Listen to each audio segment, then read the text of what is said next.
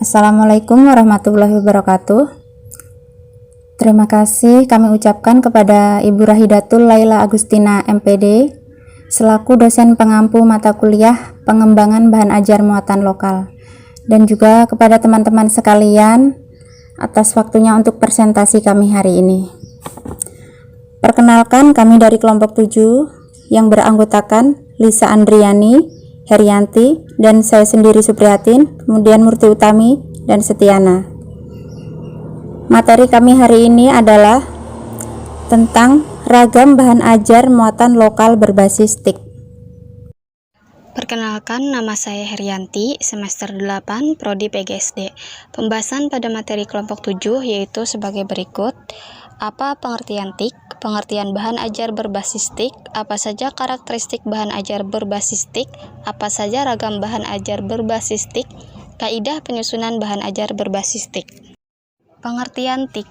TIK adalah perangkat teknologi dan sumber daya yang beragam yang digunakan untuk mengirimkan, menyimpan, membuat, berbagi, atau bertukar informasi.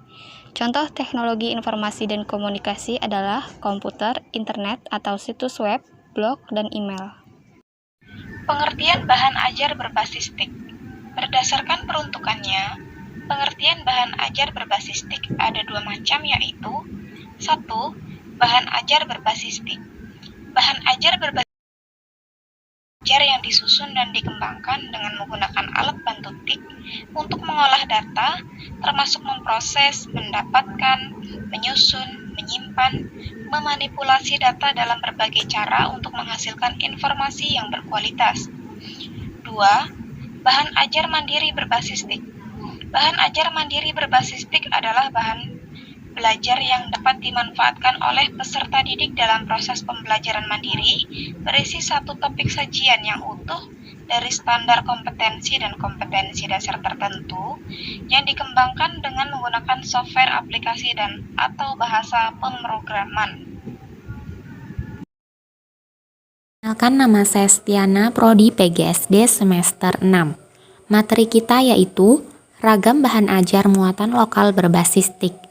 Nah, di sini saya akan melanjutkan presentasi sebelumnya. Ada beberapa karakteristik bahan ajar berbasis TIK. Beberapa karakteristik bahan ajar berbasis TIK yaitu: yang pertama, berisi penjelasan konsep yang komprehensif. Yang kedua, dilengkapi dengan gambar animasi atau film. Yang ketiga, berisi simulasi yang dapat membantu penguatan pemahaman konsep. Yang keempat, dilengkapi bahan uji yang dapat mengukur ketercapaian kompetensi yang telah dipelajari peserta didik. Yang kelima, memanfaatkan keunggulan komputer, digital media ataupun teknologi jaringan komputer network. Yang keenam, memanfaatkan teknologi multimedia sehingga suasana pembelajaran menjadi menarik, tidak membosankan, dan pada akhirnya memotivasi peserta didik untuk belajar mandiri. Yang selanjutnya, memanfaatkan teknologi elektronik di mana pendidik dan peserta didik dan sesama peserta didik, atau pendidik dan sesama pendidik dapat berkomunikasi dengan relatif mudah tanpa dibatasi oleh hal-hal yang protokoler. Yang selanjutnya, menggunakan bahan ajar bersifat mandiri, disimpan di komputer sehingga dapat diakses oleh pendidik dan peserta didik kapan saja dan di mana saja bila yang bersangkutan memerlukannya.